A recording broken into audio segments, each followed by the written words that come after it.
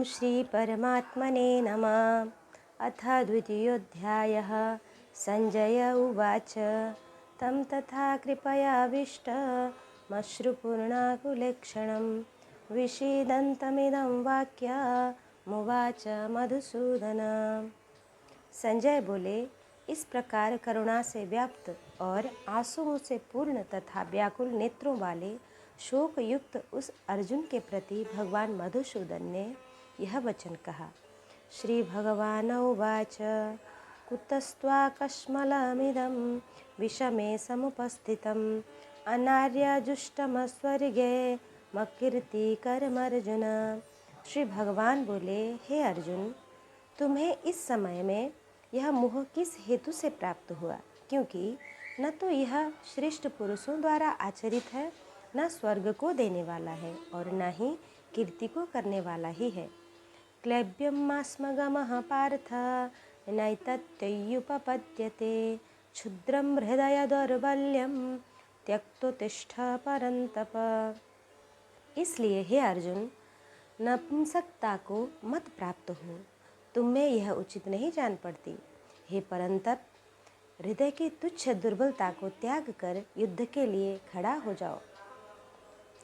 अर्जुन उवाच कथं भीष्ममहं शंखे द्रोणं च मधुसूदन इषुभिः प्रतियुत्स्यामि पूजार्हा वरिसूदन। अर्जुन बोले, हे मधुसूदन, मैं रणभूमि में किस प्रकार बाणों से भीष्म पितामह और द्रोणाचार्य के विरुद्ध लड़ूंगा? क्योंकि हे हरिसूदन, ये दोनों ही पूजनीय हैं। गुरून् हत्वा हि महानुभावान् श्रेयो भोक्तुं भक्षमपीह लोके अत्वार्थकामांस्तु गुरूनिहैव भुञ्जीय भोगान् रुधिरप्रदिग्धान्। इसलिए इन महानुभाव गुरुजनों को न मारकर मैं इस लोक में भिक्षा का अन्न भी खाना कल्याणकारक समझता हूँ। क्योंकि गुरुजनों को मारकर भी यह लोक में रुधिर से सने हुए अर्थ और काम रूप भोगों को ही भोगूंगा। न चैतविद्यः करतन्नो गरीयो यद्वा जयेमा यदि वा नो जयेयुः यानेव हत्वा न जिजीविषामः स्तेव स्थितः प्रमुखे धार्तराष्ट्रः। हम यह भी नहीं जानते कि हमारे लिए युद्ध करना और न करना, इन दोनों में से कौन सा श्रेष्ठ है, अथवा यह भी नहीं जानते कि उन्हें हम जीतेंगे या हमको वे जीतेंगे। और जिनको मारकर हम जीना भी नहीं चाहते, वे ही हमारे आत्मीय धृतराष्ट्र के पुत्र हमारे मुकाबले में खड़े हैं। कार्पण्यदोषोपहतः स्वभावः पृच्छामि त्वं धर्मसम्मूढचेतः श्रेयस्यान्निश्चितं ब्रूहि तन्मे शिष्यस्तेऽहं साधिमां त्वां प्रपन्नम्। इसलिए कायरता रूप दोष से उपहत हुए स्वभाव वाला तथा धर्म के विषय में मोह चित्त हुआ मैं आपसे पूछता हूँ कि जो साधन निश्चित कल्याणकारक हो वह मेरे लिए कहिए। क्योंकि मैं आपका शिष्य हूँ, इसलिए आपके शरण हुए मुझको शिक्षा दीजिए। नहीं प्रपश्यामि ममापनुद्या यच्छोकमुच्छोषणमिन्द्रियाणाम् अवाप्य भूप्मा वसपत्नमृद्धं राज्यं सुराणामपि चाधिपत्यम्। क्योंकि भूमि में निष्कंटक धन धान्य संपन्न राज्य को और देवताओं के स्वामी पने को प्राप्त होकर भी मैं उस उपाय को नहीं देखता हूँ जो मेरी इंद्रियों के सुखाने वाले शोक को दूर कर सके। संजय उवाच एवमुक्त्वा ऋषिकेशं गुणाकेश परन्तप न युत्स्य इति गोविंद मुक्त्वा तुष्णीं बभूवः।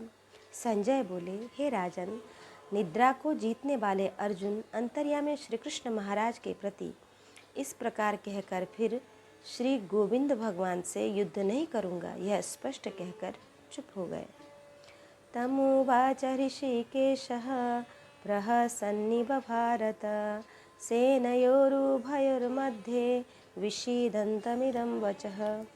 हे भरतवंशी धृतराष्ट्र, अंतर्यामी श्री कृष्ण महाराज दोनों सेनाओं के बीच में शोक करते हुए उस अर्जुन को हंसते हुए यह वचन बोले।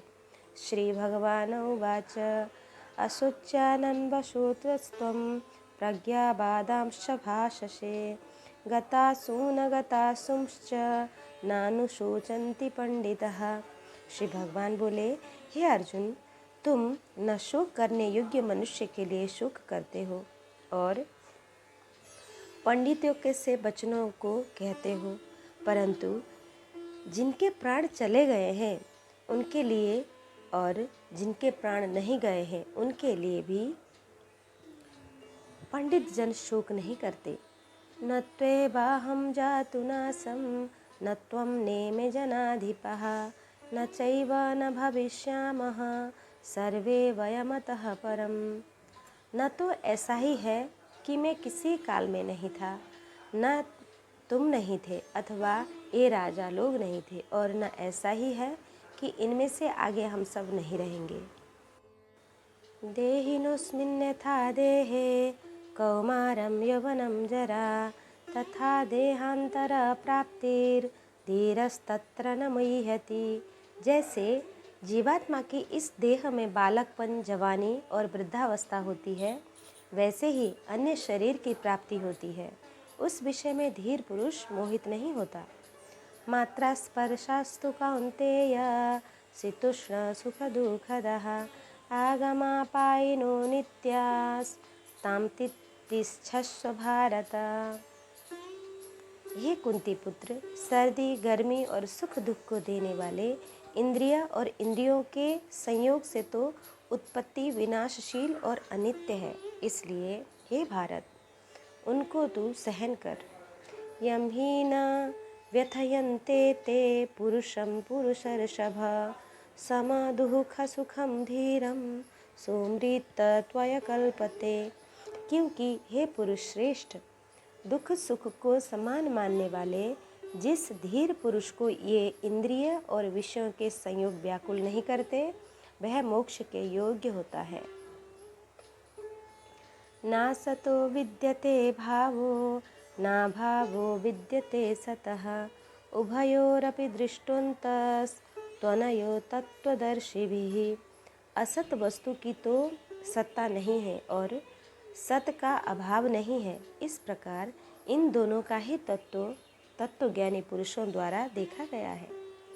अविनाशी तु तद्विद्धि येन सर्वमिदं ततं विनाशमव्ययस्यस्य न कश्चित् कर्तुमर्हति। नाश रहित तो तू उसको जान जिससे यह संपूर्ण जगत दृश्य वर्ग व्याप्त है। इस अविनाशी का विनाश करने में कोई भी समर्थ नहीं है। अंतवन्त इमे देहा नित्यस्युक्तः शरीरिणः अनाशिनो प्रमेयस्य तस्माद्युध्वस्व भारत। इस नाश रहित अप्रमेय नित्य स्वरूप जीवात्मा के ये सब शरीर नाशवान कहे गए हैं, इसलिए हे भरतवंशी अर्जुन तू युद्ध कर। येनं वेत्ति हन्तारं यच्चैनं मन्यते हतम् उभौ तौ न विजानीतो नायं हन्ति न हन्यते। जो इस आत्मा को मारने वाला समझता है तथा जो इसको मरा मानता है, वे दोनों ही नहीं जानते, क्योंकि यह आत्मा वास्तव में न तो किसी को मारता है और न किसी के द्वारा मारा जाता है। न जायते म्रियते वा कदाचिन् नायं भूत्वा भविता वा न भूयः अजो नित्यः शाश्वतोऽयं पुराणो न हन्यते हन्यमाने शरीरे। यह आत्मा किसी काल में भी न तो जन्मता है और न मरता ही है, तथा यह उत्पन्न होकर फिर होने वाला ही है, क्योंकि यह अजन्मा, नित्य, सनातन और पुरातन है। शरीर के मारे जाने पर भी यह मारा नहीं जाता। वेदाविनाशिनं नित्यं ये ये नमजमव्ययं कथं स पुरुषः पार्थ कं घातयति हन्तिकम्। हे पृथापुत्र अर्जुन, जो पुरुष इस आत्मा को नाश रहित, नित्य, अजन्मा और अव्यय जानता है, वह पुरुष कैसे किसको मरवाता है और कैसे किसको मारता है। वाशांसि जीर्णानि यथा विहाय नवानि गृह्णाति नरोपराणि तथा शरीराणि विहाय जीर्णानि नान्यानि संयाति नवानि देहि। जैसे मनुष्य पुराने वस्त्रों को त्याग कर दूसरे नए वस्त्रों को ग्रहण करता है, वैसे ही जीवात्मा पुराने शरीर को त्याग कर दूसरे नए शरीर को प्राप्त होता है। नैनं छिन्दन्ति शस्त्राणि नैनं दहति पावकः न चैनं क्लेदयन्त्यापो न शोषयति मारुतः। इस आत्मा को शास्त्र नहीं काट सकते, इसको आग नहीं जला सकती, इसको जल नहीं गला सकता और वायु नहीं सुखा सकती। अच्छेद्यो यमदाह्ययो मक्लेद्यो शोष्य एव च नित्यः सर्वगतः स्थाणु रचलोऽयं सनातनः।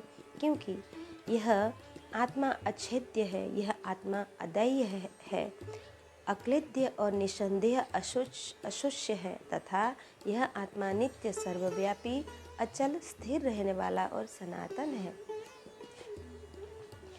अव्यक्तोऽयमचिन्त्योऽयमविकार्योऽयमुच्यते तस्माद्देवं विदित्वैनं नानुशोचितुमर्हसि। यह आत्मा अव्यक्त है, यह आत्मा अचिंत्य है और यह आत्मा विकार रहित कहा जाता है। इससे हे अर्जुन, इस आत्मा को उपर्युक्त प्रकार से जानकर तू शोक करने को योग्य नहीं है, अर्थात तुझे शोक करना उचित नहीं है। अथ चैनं नित्यजातं नित्यं वा मन्यसे मृतं तथापि त्वं महाबाहो नैनं शोचितुमर्हसि। किंतु यदि तू इस आत्मा को सदा जन्मने वाला तथा सदा मरने वाला मानता हो, तो भी हे महाबाहो, तू इस प्रकार शोक करने के योग्य नहीं है। जातस्य हि ध्रुवो मृत्युर्ध्रुवं जन्म मृतस्य च तस्मादपरिहार्यर्थे न त्वं शोचितुमर्हसि। क्योंकि इस मान्यता के अनुसार जन्मे हुए की मृत्यु निश्चित है और मरे हुए का जन्म निश्चित है। इससे इस बिना उपाय वाले विषय में तू शोक करने को योग्य नहीं है।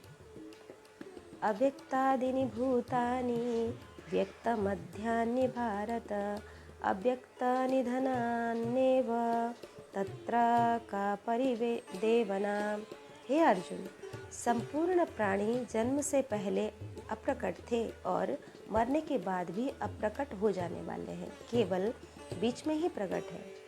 फिर ऐसी स्थिति में क्या शोक करना। आचार्यवत् पश्यति कश्चिदेनमाश्चर्यवद्वति तथैव चान्यः आश्चर्यवच्चरिणमन्यः शृणोति श्रुत्वाप्येनं वेद न चैव कश्चित्। कोई एक महापुरुष ही इस आत्मा को आश्चर्य की भांति देखता है और वैसे ही दूसरा कोई महापुरुष इसके तत्व का आश्चर्य की भांति वर्णन करता है तथा दूसरा कोई अधिकारी पुरुष ही इसे आश्चर्य की भांति सुनता है और कोई कोई तो सुनकर भी इसको नहीं जानता। देहि नित्यम् अवधूयं देहे सर्वस्य भारत तस्मात् सर्वाणि भूतानि न त्वं शोचितुमर्हसि। हे अर्जुन, यह आत्मा सबके शरीर में सदा ही अवध्य है, इस कारण संपूर्ण प्राणियों के लिए तू शोक करने योग्य नहीं है। स्वधर्ममपि चावेक्ष न विकम्पितुमर्हसि धर्माद्धियुद्धात् श्रेयोऽन्यत् क्षत्रियस्य न विद्यते। तथा अपने धर्म को देखकर भी तू भय करने योग्य नहीं है, अर्थात तुझे भय नहीं करना चाहिए, क्योंकि क्षत्रियों के लिए धर्मयुक्त युद्ध से बढ़कर दूसरा कोई कल्याणकारी कर्तव्य नहीं है। यदृच्छया चोपपन्नं स्वर्गद्वारमपावृतं सुखिनः क्षत्रियः पार्थ लभन्ते युद्धमीदृशम्। हे पार्थ, अपने आप प्राप्त हुए और खुले हुए स्वर्ग के द्वार इस प्रकार के युद्ध को भाग्यवान क्षत्रिय लोग ही पाते हैं। अथ चित्तमिमं धर्मं संग्रामं न करिष्यसि ततः स्वधर्मं कीर्तिं च हित्वा पापमवाप्स्यसि। किंतु यदि तू इस धर्मयुक्त युद्ध को नहीं करेगा तो स्वधर्म और कीर्ति को खोकर पाप को प्राप्त होगा। अकीर्ति चापि भूतानि कथयिष्यन्ति ते व्ययं संभावितस्य च कीर्तिर्मरणादतिरिच्यते। तथा सब लोग तेरी बहुत काल रहने वाली अपकीर्ति का भी कथन करेंगे और माननीय पुरुष के द्वारा अपकीर्ति मरण से भी बढ़कर है। भयाद्रणदुपरतं मंस्यन्ते त्वं महारथः येषां च त्वं बहुमतो भूत्वा यस्यसि लाघवम्। और जिनकी दृष्टि में तू पहले बहुत सम्मानित होकर अब लघुता को प्राप्त होगा, वे महारथी लोग तुझे भय के कारण युद्ध से हटा हुआ मानेंगे। असच्यवादांश बहुन् वदुष्यन्ति तवाहितः निन्दन्तस्तव सामर्थ्यं ततो दुःखतरं नु किम्। तेरे वैरी लोग तेरे सामर्थ्य की निंदा करते हुए तुझे बहुत से न कहने योग्य वचन भी कहेंगे, इससे अधिक दुख और क्या होगा। अतो वा प्राप्स्यसि स्वर्गं जित्वा वा भोक्ष्यसे महिं तस्मादुत्तिष्ठ कौन्तेय युद्धाय कृतनिश्चयः। या तो तू युद्ध में मारा जाकर स्वर्ग को प्राप्त होगा अथवा संग्राम में जीतकर पृथ्वी का राज्य भोगेगा। इस कारण हे अर्जुन, तू युद्ध के लिए निश्चय करके खड़ा हो जा। सुख दुख समय कृत्वा लाभालाभौ जया जयौ ततो युद्धाय युज्यस्व नैवं पापमवाप्स्यसि। जय पराजय, लाभ हानि और दुख सुख को समान समझकर उसके बाद युद्ध के लिए तैयार हो जा। इस प्रकार युद्ध करने से तू पाप को प्राप्त नहीं होगा। एषा ते भीता सांख्ये बुद्धिर्योगे त्युमां शृणु बुद्धया युक्तो यया पार्थ कर्मबन्धं प्रहास्यसि। हे पार्थ, यह बुद्धि तेरे लिए ज्ञान योग के विषय में कही गई और अब तू इसको कर्मयोग के विषय में सुन। जिस बुद्धि से युक्त हुआ तू कर्म कर्म के बंधन को भली भांति त्याग देना अर्थात सर्वथा नष्ट कर डालेगा। नेहाभिक्रमनाशोस्ति प्रत्यवायो न विद्यते स्वल्पमप्यस्य धर्मस्य त्रायते महतो भयात्। इस कर्म योग में आरंभ का अर्थात बीज का नाश नहीं है और उल्टा फल रूप दोष भी नहीं है, बल्कि इस कर्म योग रूप धर्म का थोड़ा सा भी साधन जन्म मृत्यु रूप महान भय से रक्षा कर लेता है। व्यवसायात्मिका बुद्धि रेकेह कुरु नंदन बहुशाखा ह्यनन्ताश्च बुद्धयो व्यवसायिनां। हे अर्जुन, इस कर्म योग में निश्चयात्मिका बुद्धि एक ही होती है, किंतु अस्थिर विचार वाले विवेकहीन सकाम मनुष्यों की बुद्धियाँ निश्चय ही बहुत भेदों वाली और अनंत होती है। यामिमां पुष्पितां वाचं प्रवदन्त्य विपश्चितः वेदवादरतः पार्थ नान्यदस्तीति वादिनः। कामात्मानः स्वर्गपरा जन्म कर्म फलप्रदं क्रिया विशेष बहुलां भोगैश्वर्यगतिं प्रति भोगैश्वर्यप्रसक्तानां तयापहृतचेतसां व्यवसायात्मिका बुद्धिः समाधौ न विधीयते। हे अर्जुन, जो भोगों में तन्मय हो रहे हैं, जो कर्म फल के प्रशंसक वेद वाक्यों में ही प्रीति रखते हैं, जिनकी बुद्धि में स्वर्ग ही परम प्राप्य वस्तु है और जो स्वर्ग से बढ़कर दूसरी कोई वस्तु नहीं है, ऐसा कहने वाले हैं, वे अविवेकी जन इस प्रकार की जिस पुष्पित अर्थात दिखाऊ शोभायुक्त वाणी को कहा करते हैं, जो कि जन्म रूप कर्म फल देने वाली एवं भोग तथा ऐश्वर्य की प्राप्ति के लिए नाना प्रकार की बहुत सी क्रियाओं का वर्णन करने वाली है, उस वाणी द्वारा जिसका चित्त हर लिया गया है, जो भोग और ऐश्वर्य में अत्यंत आसक्त है, उन पुरुषों की परमात्मा में निश्चयात्मिका बुद्धि नहीं होती। त्रैगुण्य विषया वेदा निस्त्रैगुण्य भवार्जुन निर्द्वंद्वो नित्य सत्तस्थो निर्योगः क्षमात्मवान्। हे अर्जुन, वेद उपर्युक्त प्रकार से तीनों गुणों के कार्य रूप समस्त भोगों को एवं उनके साधनों का प्रतिपादन करने वाला है। इसलिए तू उन भोगों एवं उनके साधनों में आसक्तिहीन हर्ष शोकादि द्वंद्व से रहित नित्य वस्तु परमात्मा में स्थित योगक्षेम को न चाहने वाला और स्वाधीन अंतकरण वाला बनो हो। यावानर्थ उदपाने सर्वतः संप्लुतोदके तावान् सर्वेषु वेदेषु ब्राह्मणस्य विजानतः। सब ओर से परिपूर्ण जलाशय के प्राप्त हो जाने पर छोटे जलाशयों में मनुष्य का जितना प्रयोजन रहता है, ब्रह्मा को तत्व से जानने वाले ब्राह्मण का समस्त वेदों में उतना ही प्रयोजन रह जाता है। कर्मण्येवाधिकारस्ते मा फलेषु कदाचन मा कर्म फलहेतुर्भू मा ते संगोस्त्वकर्मणि। तेरा कर्म करने में ही अधिकार है, उसके फलों में कभी नहीं। इसलिए तू कर्मों के फल का हेतु मत हो तथा तेरी कर्म न करने में आसक्ति न हो। योगस्थ कुरु कर्माणि संगम त्यक्त्वा धनंजय सिद्ध्या सिद्ध्योः समो भूत्वा समत्वं योग उच्यते। हे धनंजय, तू आसक्ति को त्याग कर तथा सिद्धि और असिद्धि में समान बुद्धि वाला होकर योग में स्थित हुआ कर्तव्य कर्म को कर। समत्व ही योग कहलाता है।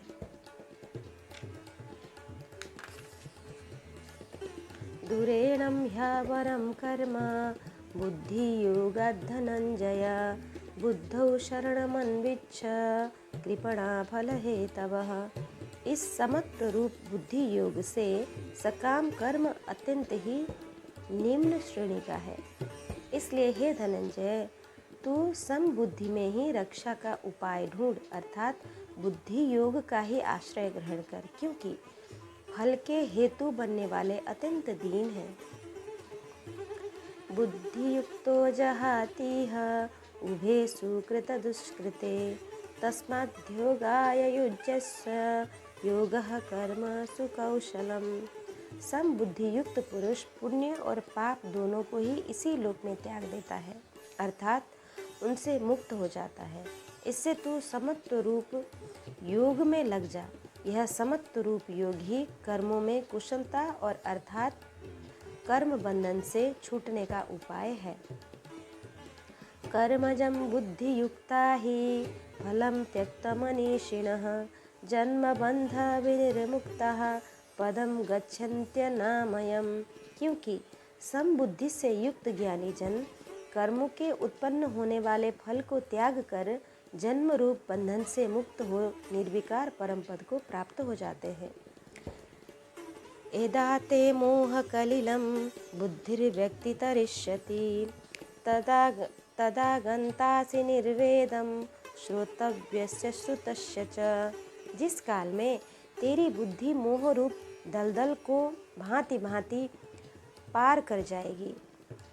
उस समय तू सुने हुए और सुनने में आने वाले इस लोक और परलोक संबंधी सभी भोगों को वैराग्य को प्राप्त होगा। उन भोगों से वैराग्य को प्राप्त हो जाएगा।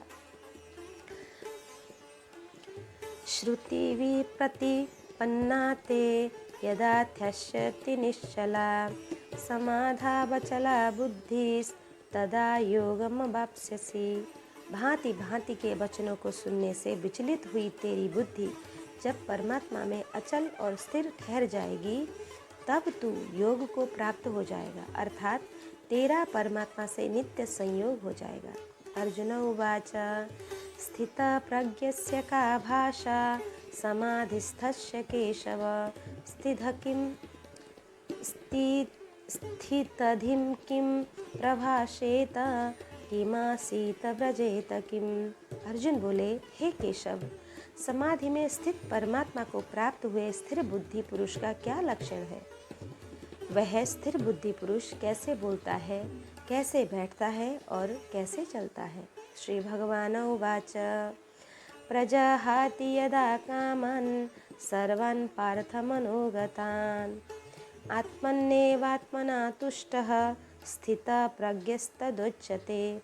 श्री भगवान बोले, हे अर्जुन, जिस काल में यह पुरुष मन में स्थित संपूर्ण कामनाओं को भली भांति त्याग देता है और आत्मा से आत्मा में ही संतुष्ट रहता है, उस काल में यह स्थित प्रज्ञ कहा जाता है। दुःखेष्वनुद्विग्न मनः सुखेषु विगत स्पृहः वीतराग भय क्रोध स्थितधीर्मुनिरुच्यते। दुखों की प्राप्ति होने पर जिसके मन में उद्वेग नहीं होता, सुखों की प्राप्ति में जो सर्वथा निष्प्रिय है तथा जिसके राग भय और क्रोध नष्ट हो गए हैं, ऐसे मुनि स्थिर बुद्धि कहा जाता है। यह सर्वत्रान्न विस्नेहस् तत्प्राप्य शुभाशुभं नाभिनन्दन्ति न द्वेष्टि तस्य प्रज्ञा प्रतिष्ठितः। जो पुरुष सर्वत्र स्नेह रहित हुआ, उस शुभ या अशुभ वस्तु को प्राप्त होकर न प्रसन्न होता है और न द्वेष करता है, उसकी बुद्धि स्थिर है। यदा संहरते चायं कूर्मोऽङ्गानिव सर्वशः इन्द्रियाणि इन्द्रियार्थेभ्यस्तस्य प्रज्ञा प्रतिष्ठिता। और कछुआ सब ओर से अपने अंगों को जैसे समेट लेता है, वैसे ही जब यह पुरुष इंद्रियों के विषयों से इंद्रियों को सब प्रकार से हटा लेता है, तब उसकी बुद्धि स्थिर होती है, ऐसा समझना चाहिए। विषया विनिवर्तन्ते निराहारस्य देहिनः रसवर्जं रसोऽप्यप्स्य परम दृष्ट्वा निवर्तते। इंद्रियों के द्वारा विषयों को ग्रहण न करने वाले पुरुष के भी केवल विषय तो निवृत्त हो जाते हैं, परंतु उनमें रहने वाली आसक्ति निवृत्त नहीं होती। इस स्थित प्रज्ञ पुरुष को तो आसक्ति भी परमात्मा का साक्षात्कार करके निवृत्त हो जाती है। एततो ह्यपि कौन्तेय पुरुषस्य विपश्चितः इंद्रियाणि प्रमाथीनि हरन्ति प्रसभं मनः। हे अर्जुन, आसक्ति का नाश न होने के कारण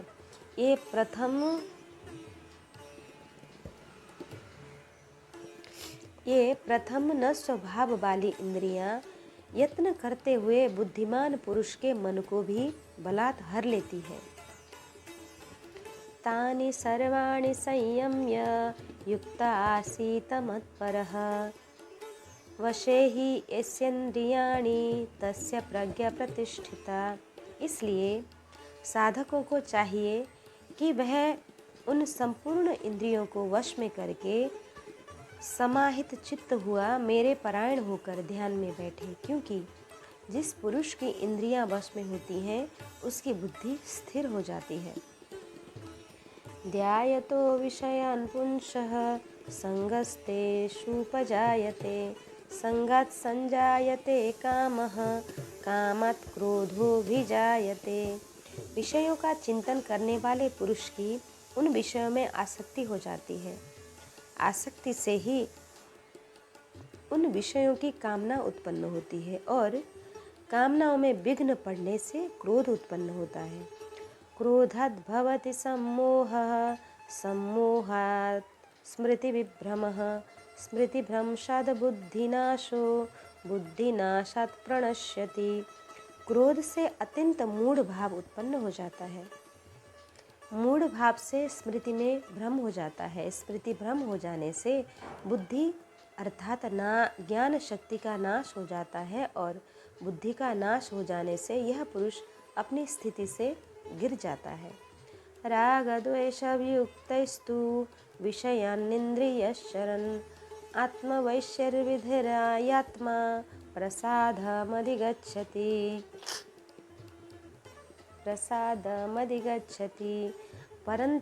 परंतु अपने अधीन किए हुए अंतकरण वाला साधक अपने वश में की हुई राग द्वेष रहित इंद्रियों द्वारा विषय में विचरण करता हुआ भी अंतकरण की प्रसन्नता को प्राप्त होता है।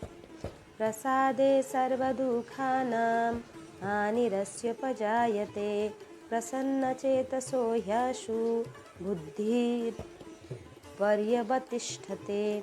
अंतःकरण की प्रसन्नता होने पर इसके संपूर्ण दुखों का अभाव हो जाता है और उस प्रसन्न चित्त वाले कर्म योग की बुद्धि शीघ्र ही सब ओर से हटकर एक परमात्मा में ही भलीभांति स्थिर हो जाती है। नास्ति बुद्धिरयुक्तस्य न चायुक्तस्य भावना न चाभावयतः शांति रशान्तस्य कुतः सुखम। न जीते हुए मन और इंद्रियों वाले पुरुष में निश्चयात्मिका बुद्धि नहीं होती और उस अयुक्त मनुष्य के अंतःकरण में भावना भी नहीं होती तथा भावनाहीन मनुष्य को शांति नहीं मिलती और शांति रहित मनुष्य को सुख कैसे मिल सकता है। इंद्रियाणां हि चरतां यन्मनोनुविधीयते तदस्य हरति प्रज्ञां वायुर्नावविमंभसि। क्योंकि जैसे जल में चलने वाली नाव को वायु हर लेती है वैसे ही विषय में विचरती हुई इंद्रियों में से मन जिस इंद्रिय के साथ रहता है वह एक ही इंद्रिय इस अयुक्त पुरुष की बुद्धि को हर लेती है। तस्मात् दस्य महाबाहो निगृहीतानि सर्वशः इंद्रियाणीन्द्रियार्थेभ्यः तस्य प्रज्ञा प्रतिष्ठिता। इसलिए हे महाबाहो, जिस पुरुष की इंद्रियों के विषयों में सब प्रकार निग्रह की हुई है उसकी बुद्धि स्थिर है। यानि सा सर्वभूतानां तस्या जागर्ति संयमी यस्यां जागृति भूतानि सा निशा पश्यतो मुनेः। संपूर्ण प्राणियों के लिए जो रात्रि के समान है उस नित्य ज्ञान स्वरूप परमानंद की प्राप्ति में स्थित प्रज्ञ योगी जागता है और जिस नाशवान सांसारिक सुख की प्राप्ति में सब प्राणी जागते हैं परमात्मा के तत्व को जानने वाले मुनि के लिए वह रात्रि के समान है। आपूर्यमाणमचला प्रतिष्ठं समुद्रमापः प्रविशन्ति यदुत्वा तत्कापयं प्रविशन्ति सर्वे शान्तिमाप्नोति न कामकामी। जैसे नाना नदियों के जल सब ओर से परिपूर्ण अचल प्रतिष्ठा वाले समुद्र में उसको विचलित न करते हुए ही समा जाते हैं वैसे ही सब भोग जिस स्थिति प्रज्ञ पुरुष में किसी प्रकार का विकार उत्पन्न किए बिना ही समा जाते हैं वही पुरुष परम शांति को प्राप्त होता है, भोगों को चाहने वाला नहीं। विहाय कामान्य सर्वान् पुमांश्चरति निष्पृहः निर्ममो निरहंकारः शान्तिमधिगच्छति। जो पुरुष संपूर्ण कामनाओं को त्याग कर ममता रहित, अहंकार रहित और स्पृहा रहित हुआ विचरता है वही शांति को प्राप्त होता है, अर्थात वह शांति को प्राप्त होता है। एषां ब्राह्मी स्थितिः पार्थ नैनां प्राप्य विमुह्यति स्थित्वा स्यामन्तकालेऽपि ब्रह्मा निर्वाणमृक्षति। हे अर्जुन, यह ब्रह्मा को प्राप्त हुए पुरुष की स्थिति है। इसको प्राप्त होकर योगी कभी मोहित नहीं होता और अंतकाल में इस ब्राह्मी स्थिति में स्थित होकर ब्रह्मानंद को प्राप्त हो जाता है। ओम तत्सदिति श्रीमद्भगवद्गीतासु उपनिषत्सु ब्रह्म विद्यायां योगशास्त्रे श्रीकृष्णार्जुन संवादे सांख्ययोगो नाम द्वितीयोऽध्यायः। कृष्ण